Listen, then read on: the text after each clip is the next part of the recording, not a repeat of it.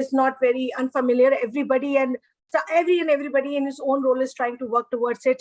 And here as Vicky with the panel of experts, we have gathered with you all to have a discussion on how cloud services and sustainability go hand in hand and what's the road journey towards the net emissions. We are thankful to our partners who have helped us out to build up this program today. For the benefit of the audience, I'll just say that we know that sustainable. When you used to talk about, say, a decade back, the companies used to have a major focus on profits. We moved further, we went to profits and people. And now when we talk about is when we see the technology affecting each and every sphere of our life and the way we live in, and especially in the new normal, it has taught us how technology is changing our lives.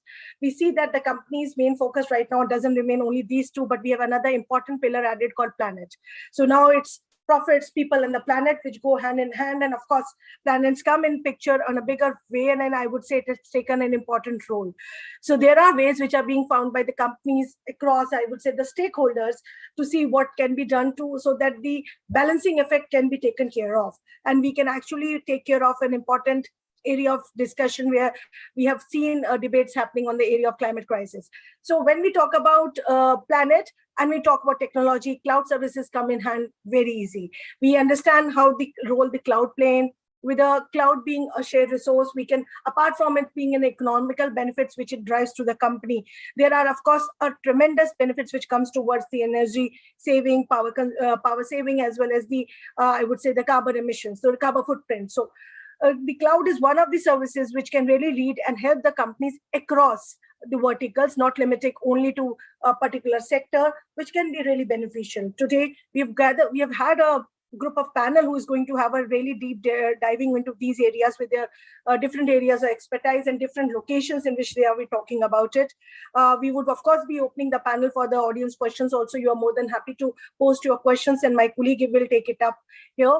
I would just say that some of the figures which was brought to my notice and which actually, of course, I'm sure you guys would have been reading about it. We know that the ECG, the environment, social and governance has become an important part of, I would say, the corporate's role right now because of the effect it creates to its investors and the stakeholders and the consumers. So almost like 58% as per one of the studies which we are aware of it, of the CEOs accept that the investors and the regulators and customers demand increased reporting and more transparency on their ESG goals. We understand that in this versatile digital age, the cloud platform can be a perfect solution to this. Cloud services offer not only the agility and the speed that moves business operations into the fast lane in the digital transformation journey, but they can also help organizations achieve the sustainability goals, as I mentioned. It is estimated that the cloud-based data center offer potential energy savings of more than 11% due to their high energy efficient power and cooling systems. There are many other things which come up. There are many data which are being talked about it. We all realize the importance of it. And we know that the efforts to achieve this has to be taken by every person, every human being, and every company has to put their efforts to achieve so that we can take care of this biggest, one of the biggest, I would say, humanity's challenge which is faced right now is climate crisis, and we need to act boldly on this. So all of us have to take and make these small steps, take the strides towards it so that we can contribute on that. There, I'll also like to say that we would like to showcase a video of one such effort being done by a partner. So in this regard, and we'll be more than happy to get more of those things from you all. That what are the stories which you guys are working on this area, how your corporation is working towards it when we talk about the sustainability, and when we especially correlating it with the cloud services. I would now request the team to kindly play a video. Businesses need to go net zero now, but the path to net zero isn't always clear. Meet Net Zero Cloud. Reducing carbon emissions is everyone's business. Let's break down silos between companies and their suppliers and customers. Let's empower employees with easy tools that make them part of the solution. Let's do it with data and real insight. Let's lead with trust through the greatest challenge of our lifetime.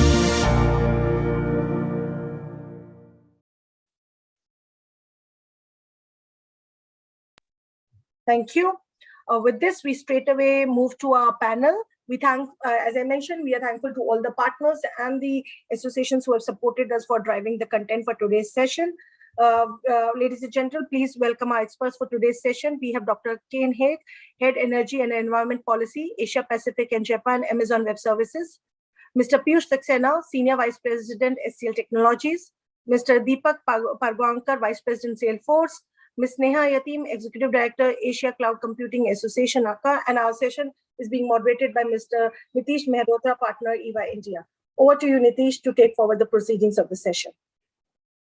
All right. Thanks, Sarika, for the opening remarks. And I think you almost stole the thunder in terms of articulating the importance of this subject. But as we kick off, and I think I'm very excited with my fellow panelists today, and we look forward to a very engaging conversation on this very, very important subject. But I think just to add to what Sarika said, I think sustainability, or ESG as it's referred, environmental, social, and governance, I think is clearly one of the most defining challenge of our time. And I would say, I think each one of us have to learn this language and actively contribute, whether the audience as a policy leader, business leader.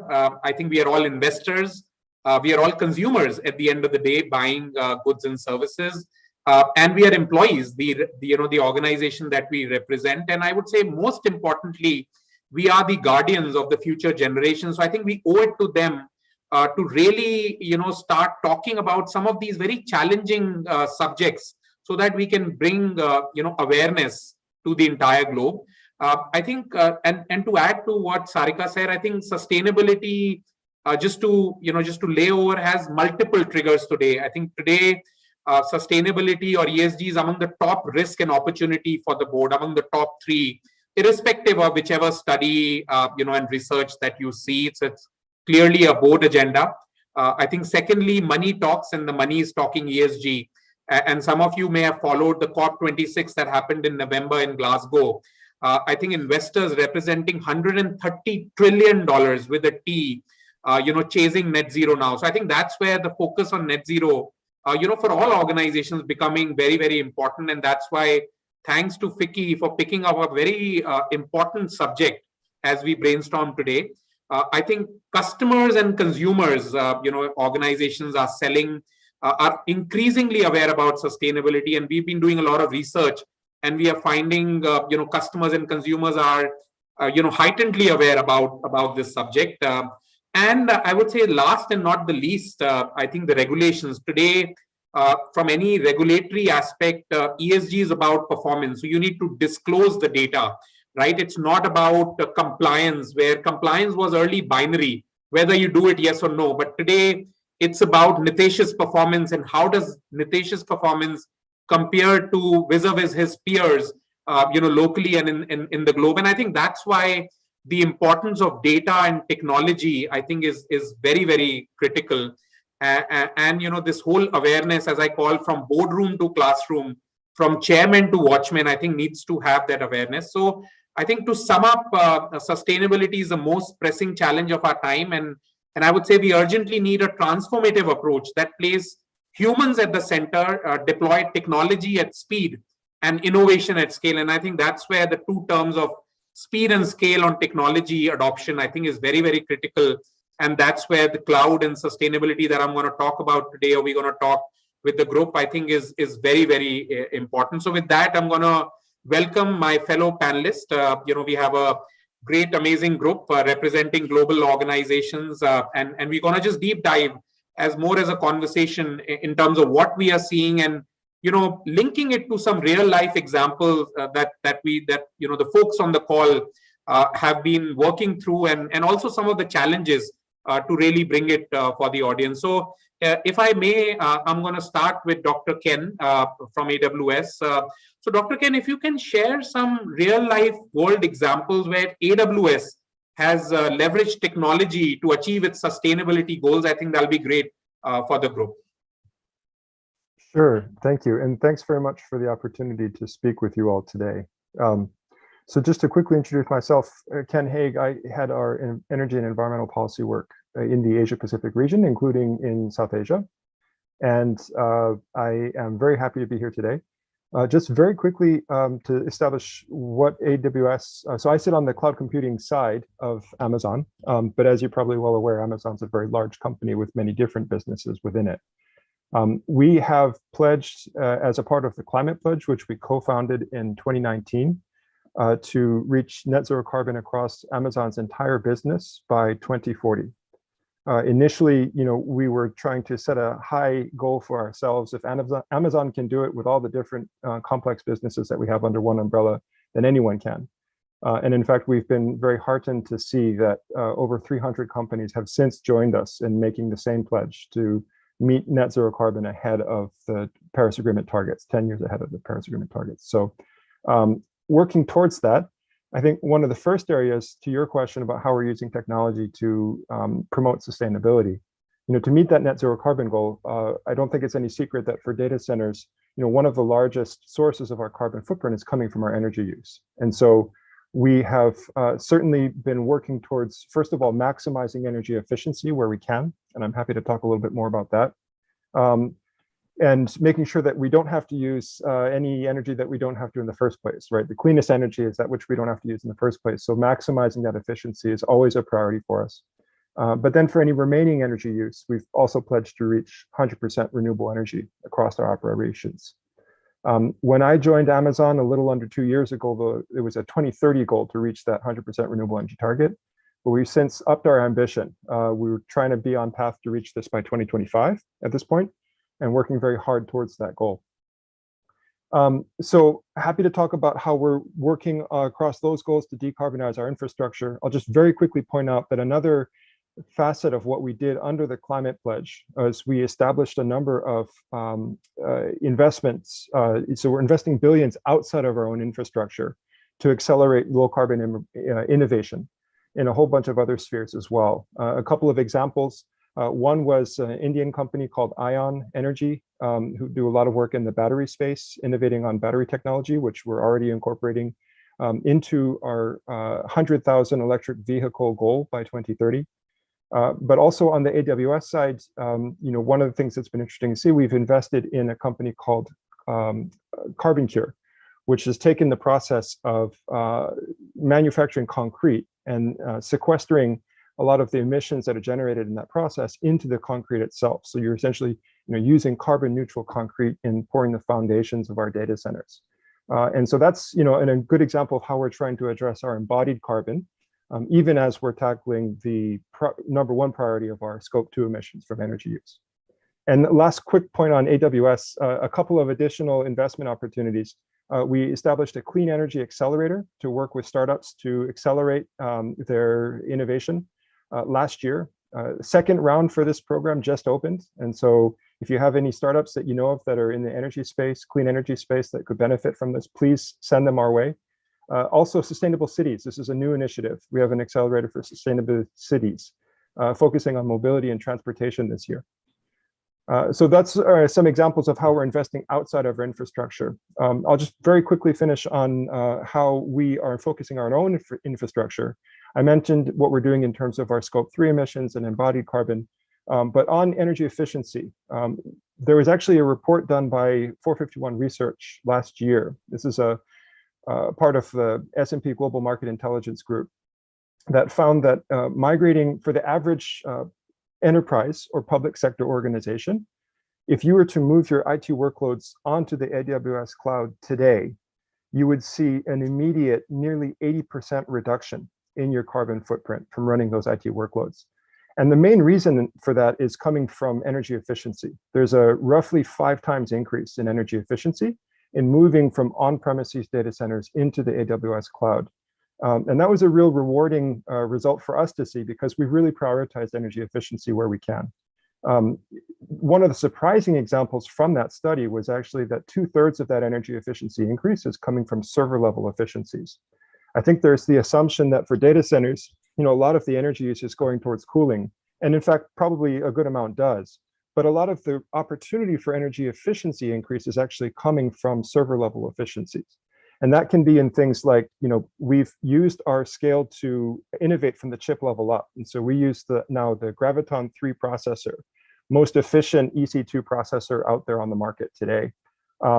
one example of how we're building from the server level up. Our data center design, we've stripped out the uninterruptible power supply. So replacing UPS with rack level battery packs and server arrangements such that we've managed to minimize the energy loss from power conversion that we see in our data centers.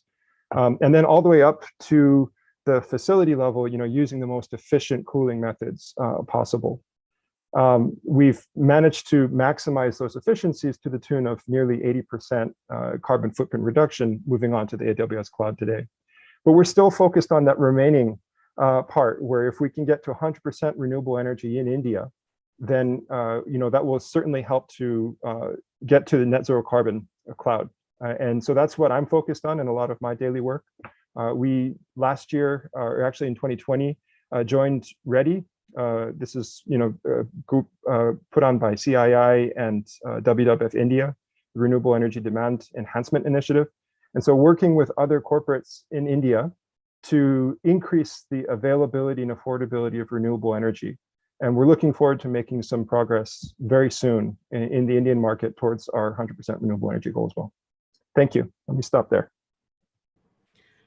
Thank you, Dr. Ken, I think for sharing some of those examples and the initiative that Amazon and your clients that you've been working with.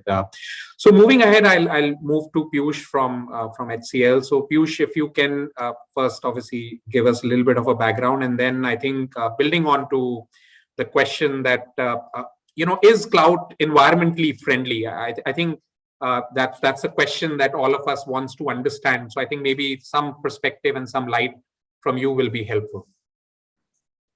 Thanks, Nitesh, and thanks for having me on the panel. My name is, Piyush Saxena. I've been with HCL for 20 years now, and in my current role, I am owning cloud business and offerings across the globe. So I have the privilege and opportunity to work with lots of customers globally, and I have been seeing this trend around, adoption of cloud. Aligned with the focus on sustainability for a number of customers. And Dr. Ken, I would also like to thank you for the AWS energy, carbon footprint calculator, which we extensively use when we are working with our customers around these solutions, right? So it helps us measure, what kind of solutions we are giving to customers, and also document, what kind of carbon footprint savings we are able to give back. So, and as Dr. Ken talked about, look, cloud, I still remember, last 20 years, I've been working extensively around data center build, data center transition, data center modernization before, cloud become the mainstream. Customers were investing heavily in building their own data centers at scale. And most of the time, the cost of energy was around 15 to 20% for these customers. And the utilization of the infrastructure, because a lot of customers in, say, retail space or in banking space, they typically don't know their peaks, right? And they have to size the infrastructure for their peaks, and therefore those data centers which they were building are heavily underutilized, right? Which means whatever energy investments they were making, they were sitting idle, lying underutilized over there. And these data centers most of the time used to be close to the customer premise, right? So if a customer is based out of, say, Norway, or say based out of some part of India, they would want the data center to be closer to their location because of multiple things like connectivity, latency, ease of access, right? And that didn't give them any options in terms of energy efficiencies, right? That is something which cloud has changed significantly, the scale itself, and some of the things that Dr. Ken also talked about in terms of focus on energy, not only in terms of renewable energy, but also looking at finer aspects of better infrastructure, right? Refreshing the infrastructure more often, right? If you are building the infrastructure for your own, you would want to stretch that infrastructure for 5 years, 7-year cycle. Whereas cloud providers, they use the best of technology, which is energy efficient. Two, also the refresh of technology for them is quicker, faster, and therefore you keep getting more energy efficient, infrastructure. Another thing, how do we replace UPS with more rack-based battery power, which is more energy efficient? So the scale at which the cloud providers are operating, all these things become probably more feasible for them, and therefore our goal and intent to bring profits and planet, as Sarika talked about, closer to each other becomes practically possible. Thank you, Piyush, for that perspective from your clients as well. And I'll move to Seha now. Seha, so I think one of the points that comes is, can sustainability be a core driver for cloud innovation, right? I think that's one point we've been hearing. So some perspective from you. What do you and the organization that you represent, think about that subject? Thanks so much, Nitesh. Hi, everyone. It's nice to meet you. My name is Siha Yatim, and I'm the Executive Director of the Asia Cloud Computing Association. So we represent stakeholders of the cloud computing ecosystem in Asia Pacific. And our mission is really to drive the acceleration of adoption of cloud computing throughout Asia Pacific. I'm really thrilled to be discussing about cloud and sustainability now. I think 2022, we are in the year where a lot of governments are very focused on meeting their commitments. I know that last year was coined as the super year for climate change. And we saw how the presidency of COP26 that was shared by both the Italian governments and the UK governments, and also the chairing of the G20 and G7 meetings to help push and corral governments together to up-level their commitments towards climate change. And I think what happened also last year was, I think a lot of the governments, they realized that they're not actually near meeting their nationally determined contributions. And that has geared them up to think through how can they be more aggressive with their plans, how can they achieve their goal. And I think what's really important is we're thinking through about cloud and sustainability is that behind thinking through about their NDCs for each country, they're also thinking through about, okay, how do we achieve our digital economic growth, our matrix, while bearing in mind the impact that it has on the economy as a whole. And I think this is where cloud computing really plays an integral role, because it supports the digital transformation. At the same time, there's also the question that Nitesh, you just asked, is cloud actually sustainable? And I think this is really a critical point for us to discuss about this. So can sustainability be a core driver of cloud innovation? Definitely, yes. I think now I know that Ken and Piyush have alluded to this also in their sections, but I think something to point as well, even right now as it is, cloud data centers are actually more efficient than traditional data centers. Studies have found that using cloud is up to 98% more efficient than using on-premises software. And I think it's really recognized also across the industry as well. It's been brought up by Piyush and Ken also. The fact is that cloud providers, because at the core, the value-added service that they provide is being able to provide a very carbon efficient service for their end users, and they have become very they're good at thinking through about ways to leverage renewable energy, how to improve their platforms, as Ken had mentioned as well about the servers, and thinking through as well, how can they source through for more environmentally types of energy sources.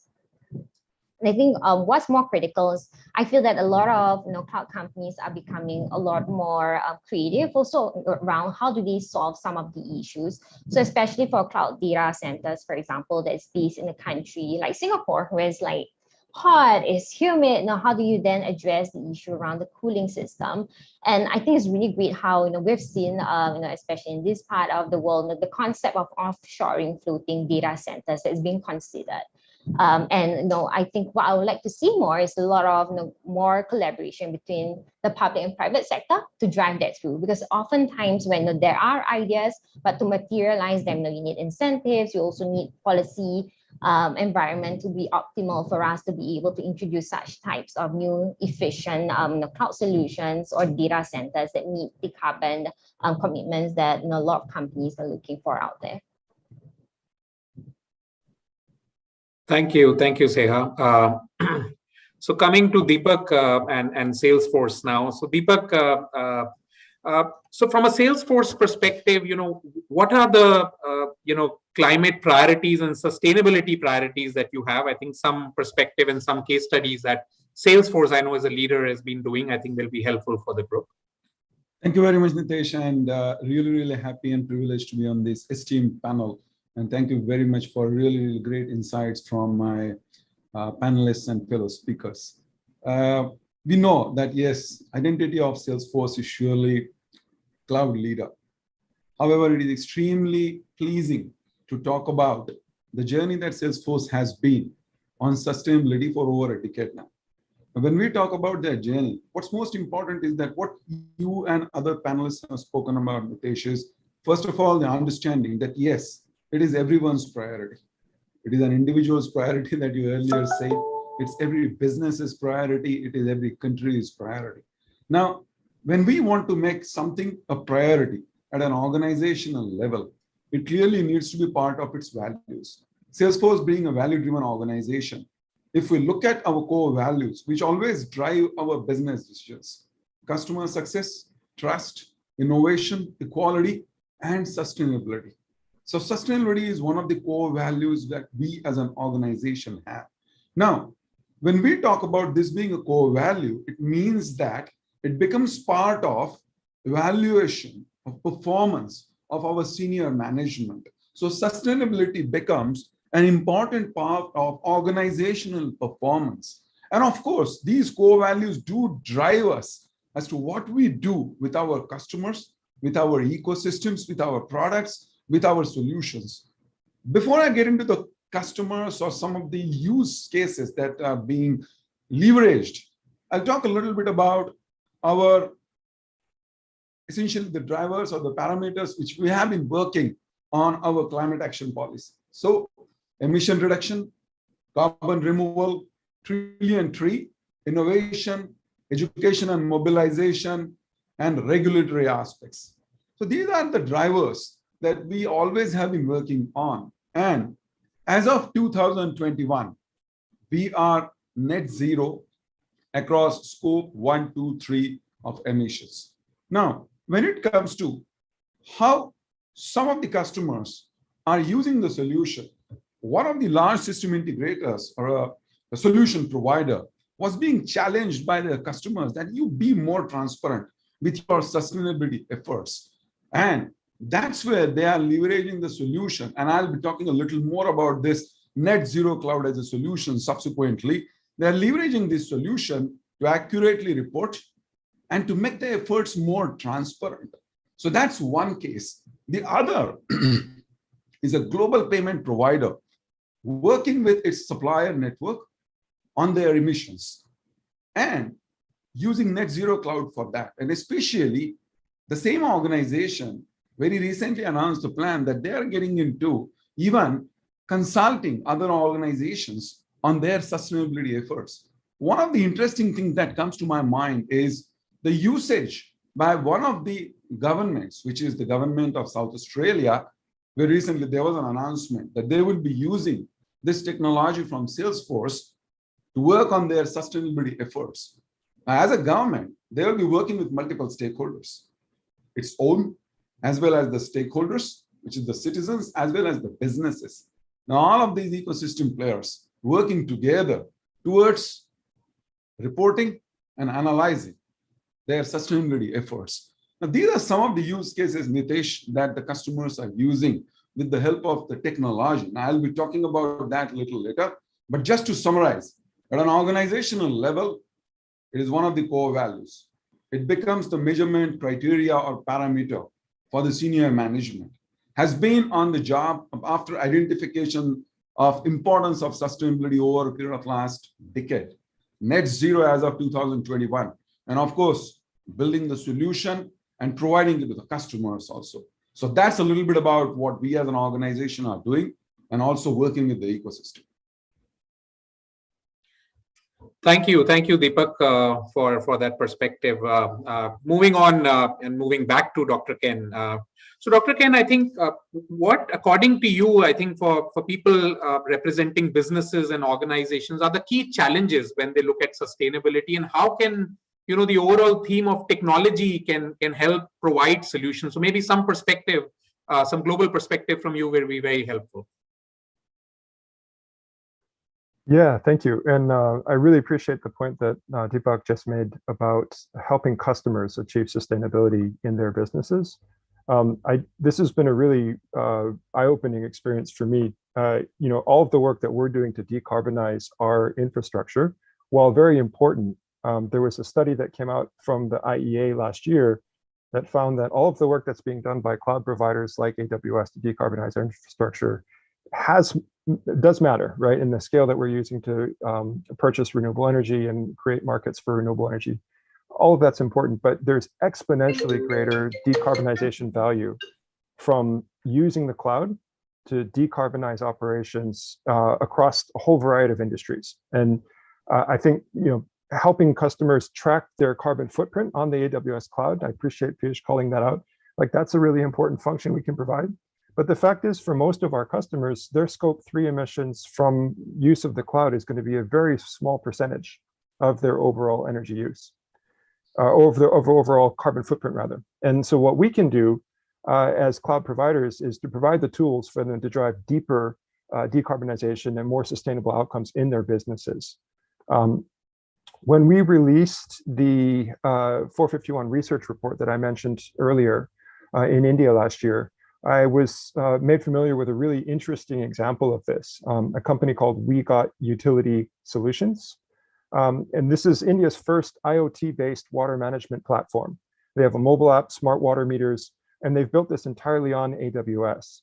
And essentially what they're doing is using cloud-enabled IoT technology, Internet of Things technology, to monitor in real time water facilities and water use through these smart meters. And they've been able to identify huge opportunities for efficiencies. And so they've saved over 3 billion liters of water to date in India alone. And they've expanded this technology outside of India. A really great example of how it's easy to build and scale technologies like these that are leveraging the cloud to drive more sustainable outcomes. Another example, speaking of startups, since I mentioned the AWS Clean Energy Accelerator, which is open again for applications now. A really interesting example in Japan, where I'm sitting currently. There's a company called Trendy that is building a peer-to-peer energy trading platform, again, entirely on the AWS cloud. But essentially, they've found a really neat opportunity where there's a very high penetration of solar rooftop in residential homes in Japan. And if they can find a way to link those together, not only in terms of being an aggregate resource in terms of renewable energy, that's a huge addition to the renewable capacity that's available in Japan today. But they also can find ways for residents to trade power with each other or on the grid. Again, using blockchain technologies on the AWS cloud, really accelerating innovation there. So what gets me excited is not only the work that we're doing to decarbonize the cloud, which is the big part of what I do on a daily basis, but really how our customers are using the cloud to drive greater innovation to even greater outcomes in their own businesses like that. Yeah, thank you, Dr. Ken. And I think it's a very, very important point that obviously cloud emissions for a manufacturing company is one bit, but how can they overall look at the digitization and the power of digital and data across the value chain, especially I think the point that you talked about on the scope 3, once you get outside the 4 walls of the organization, I think that's where the use case becomes very, very strong. So thank you, Dr. Ken, for that. So moving back to Piyush.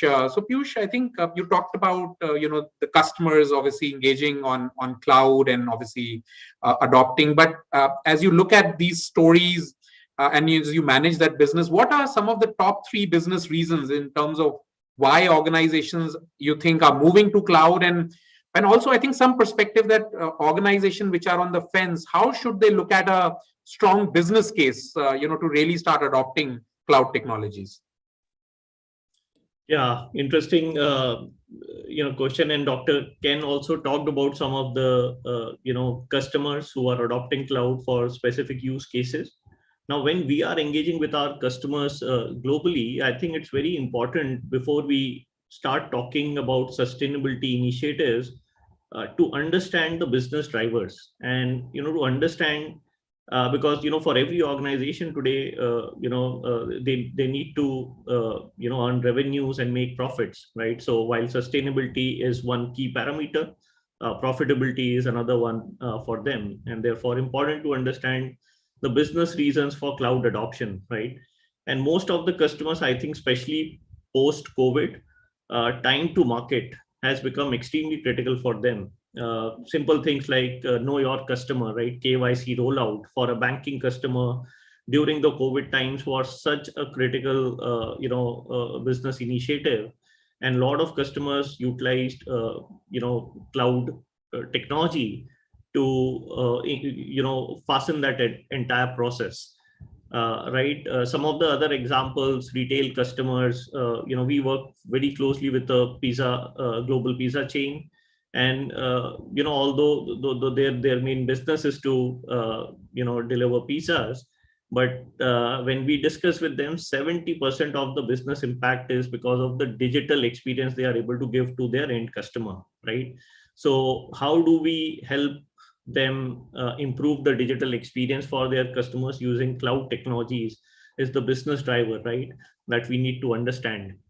Also, a lot of these organizations want access to latest technology innovation, right? Which happens with the cloud providers at a very different pace to what we have been used to traditionally, right? Every week, every month, there are so many new technologies being introduced. How do we utilize these technologies like data, AI, ML, right, to bring more and better business use cases for our customers? There is also variable nature of business, which earlier I talked about, also links back to sustainability initiatives. How do you provide them access to this latest technology when their business needs it most, and also the power to shut it down and reduce the cost when the business doesn't need it, right? So that's another critical factor. I think the fourth most critical factor, which also has been a myth, I would say, is security, right? For long, time, people have been thinking that keeping infrastructure and applications within their premise, within their data center is going to be more secure. And, we have seen during COVID times that the cloud infrastructure is more secure than anything that you can probably build on your own, right? So when business we are talking to, these are the 4 or 5 key things that we try to focus on. Yeah, thank you, Piyush, for that perspective and some of the real life examples that you talked about. So moving back to Seha, I think Seha, so coming back to the whole cloud operating model, I think one of the questions or the points that is being raised is, in the next few years, a cloud operating model, can that be a foundation of the organization's sustainability efforts? So what's the view out there, and what are you hearing from your part of the world? Yeah, definitely, Nitesh. I think it's happening perhaps sooner rather than the next few years. I think a lot of people or stakeholders are really looking at the cloud technology holistically, right?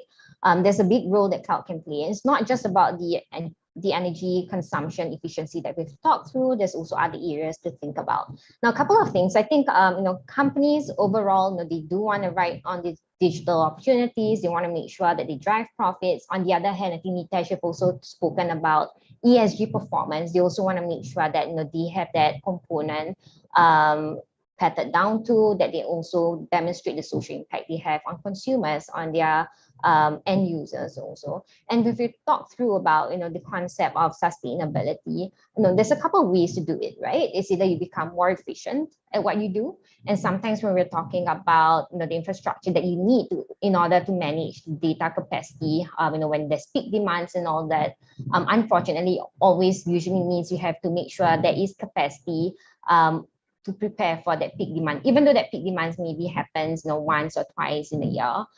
So it's either you become more efficient at that, or you cut down on your operations, which is tough for companies, especially as they're thinking through about how do we grow the business, how do we leverage on the amount of data that we're having and serving better to our customers. the other option is to potentially think through about who can do it better and who can I rely on to help me achieve my goals. And I think that's where a lot of the cloud companies come in.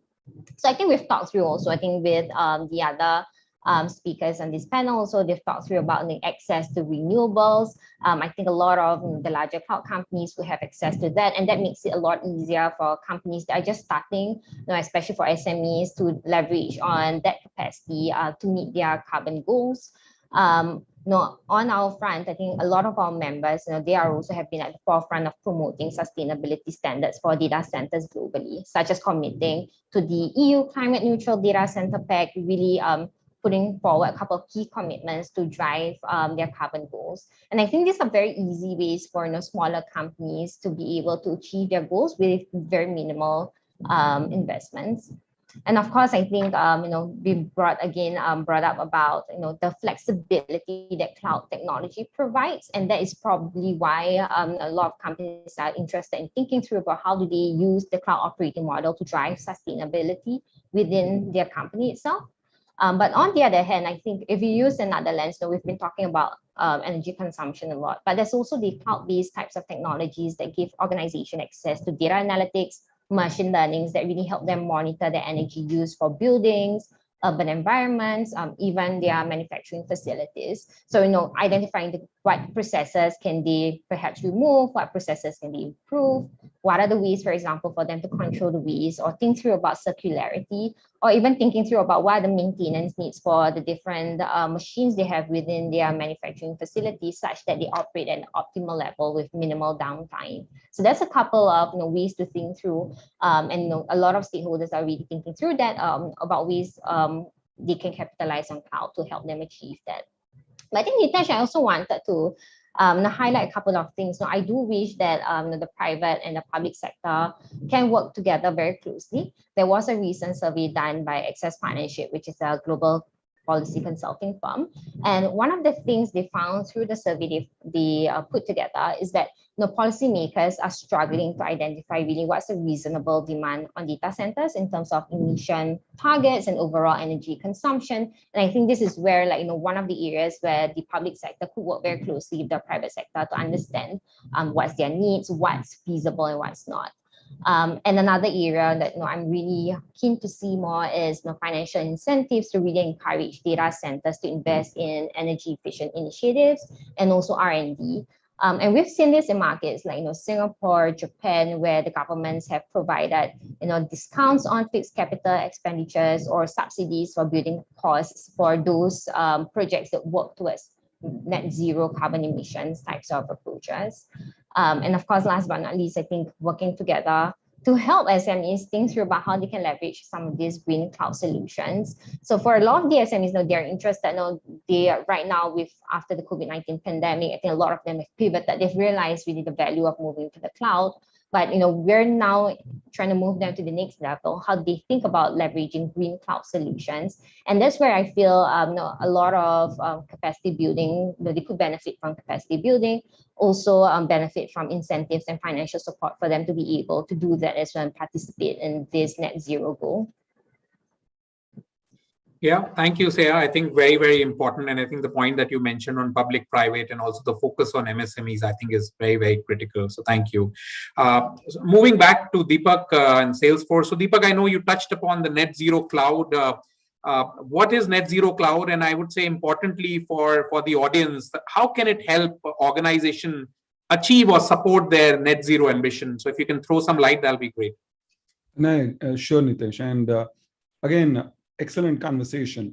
And all through the conversation, there are a few things that we kind of understood, right? Multiple sources, data, reporting on the data, and net zero, right? So these are essentially some of the terms which we kept hearing. Most important thing is an ability to set the targets, an ability to have the data pertaining to everything that you want to really report on, you want to analyze, and be able to do some actionable insights. Now, let me come to some interesting narrative on how it happened at Salesforce. Obviously, we started working on our efforts to report on our sustainability efforts. We started working with one of the big fours. in order to do what? I mean, in order to doing a little bit of a audit on how transparently we do our disclosures and the reporting. And that is the time when we started working on what are the sources of the data, how do we report on that. It used to take certain time. We started taking efforts to start considering technology or the solution for that. We heard it from our customers also, that we need something whereby we can do faster, accurate, and quicker reporting, which can be used for various purposes. Now, there are regulatory reportings also, voluntary disclosures, and many other purposes. And that's where we ask few questions to us that, what do we do? How do we do? And who do we really influence? Now, our strength or our superpower as an organization is software or technology. And that's when we came out with this net zero cloud solution.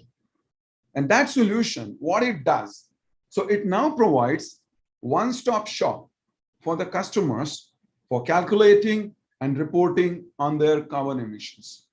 Now, what exactly does that mean is you have a single place where you can analyze and you can report on the investor-grade data.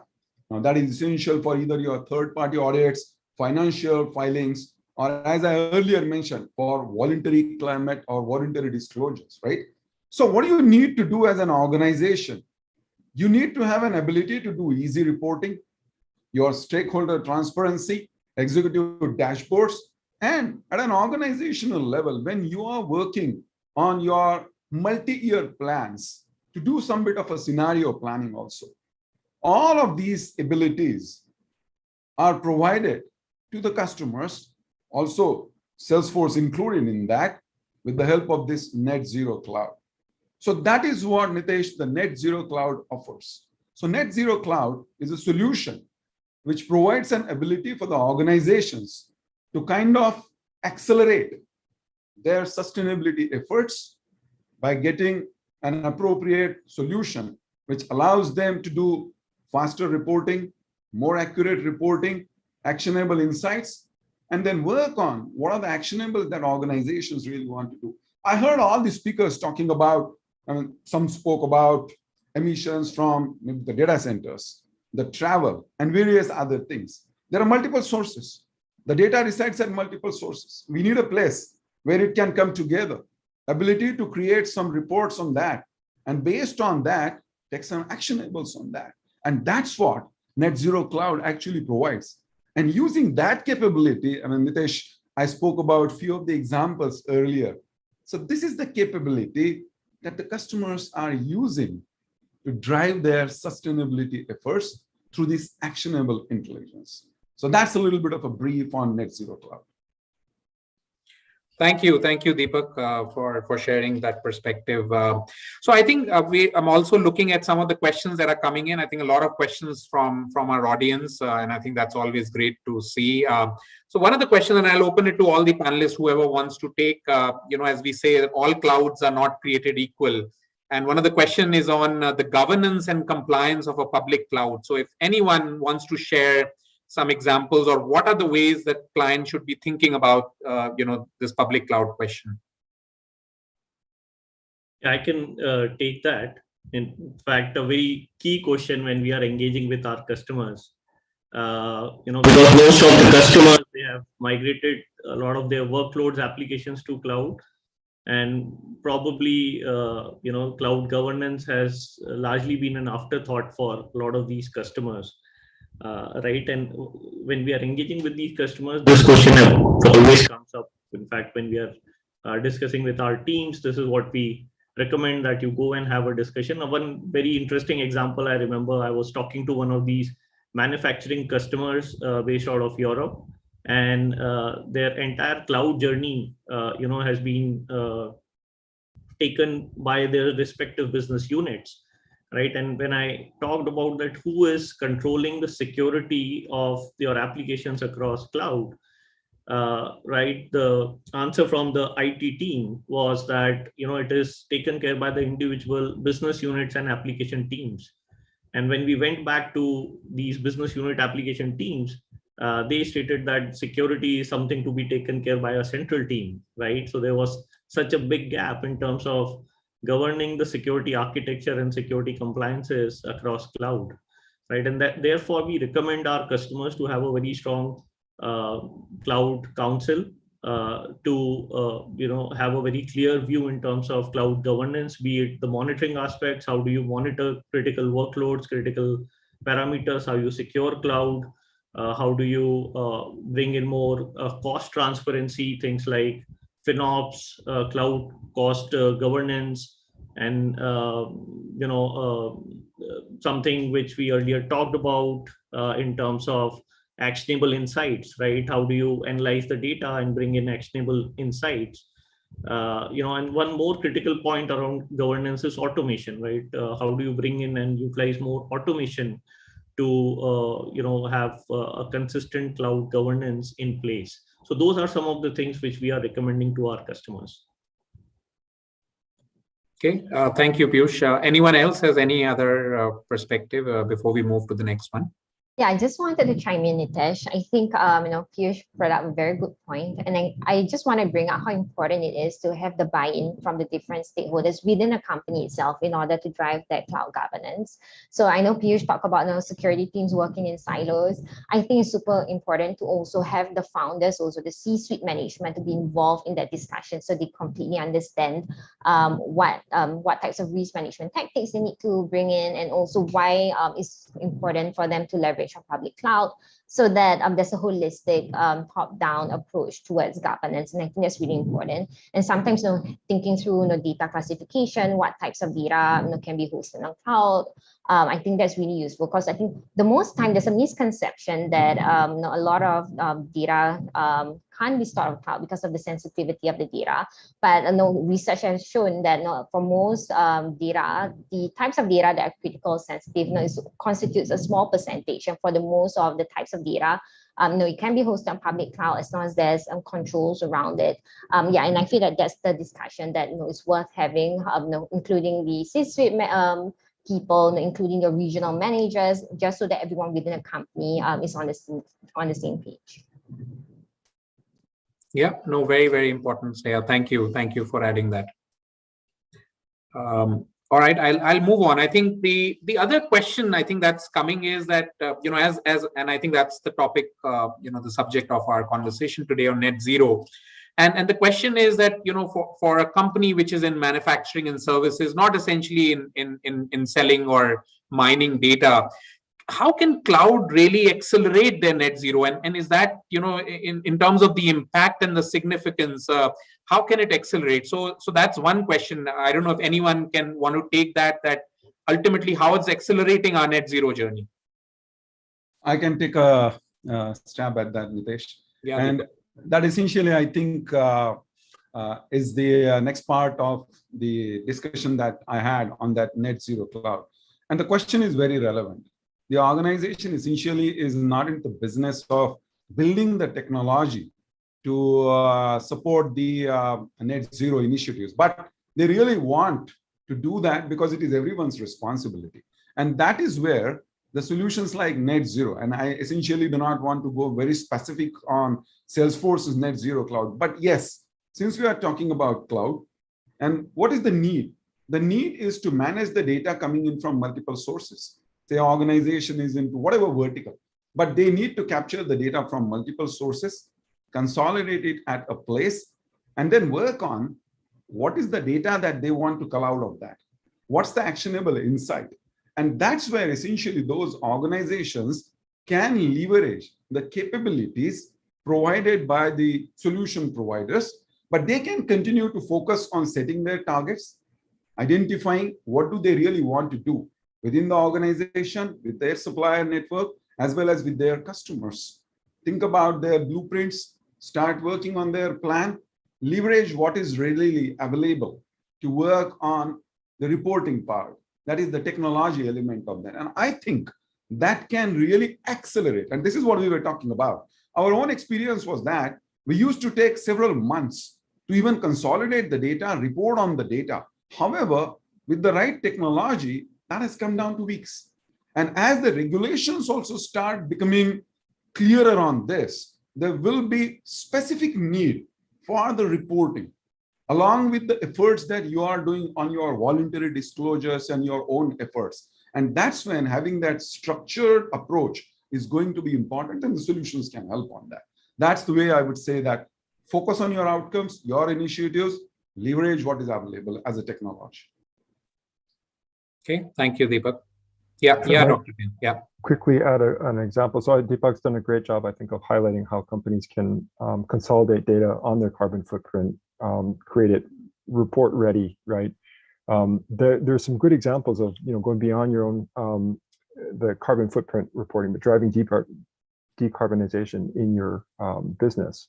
Good example from Greenco in India. There's a case study online that you can look at, where they have worked with AWS to develop a data lake, where they're taking all of that IoT remote sensor technology or data from their wind turbines, right, across India, and finding ways to drive greater efficiency, create greater volume of wind-driven renewable power.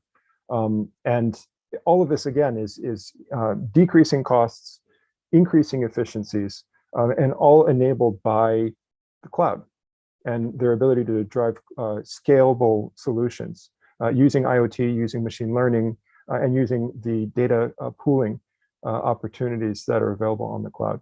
So absolutely agree with what Deepak's saying about transparency across tracking within the company, but also thinking about applications across infrastructure as well. Thank you, Dr. Ken, for that additional perspective. And so I know we are at the top of the hour. I think I'll start summing up, at least from my perspective. And I think it was a very enriching conversation.